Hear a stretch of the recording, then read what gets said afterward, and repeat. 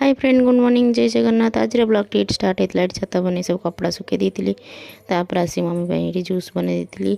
Mummy आज Ekadashi fasting ना तो सब प्रकार फ्रुट्स और खजूरी पकई जूस बन दी तार तो ओसाबार न कहले जितक ओसाबार सब से करुच्ची तो ये जूस बन रखी सी आसता दे दी जूस मिलने जूस पीदेबू।